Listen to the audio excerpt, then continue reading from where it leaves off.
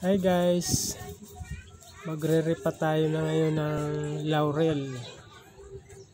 Lilipat natin siya sa malaking paso.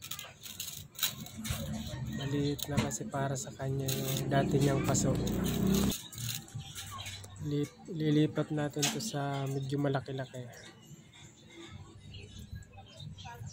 Nagkaroon na siya ng sanga. Yan guys, dito natin siya lilipat sa timba. Bali ang timba na to yung pinaglagyan ng pintura. Binutasan ko lang siya. Tapos yung pinaka ilalim niya ay linagyan ko ng mga bato saka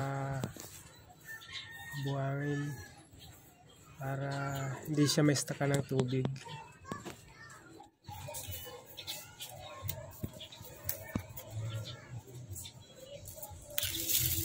Ayan guys, bali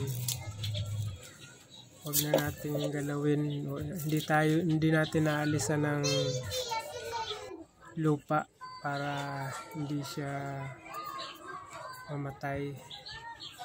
Medyo masilan kasi to, kaya kasama pa rin yung lupa sa paglipat natin.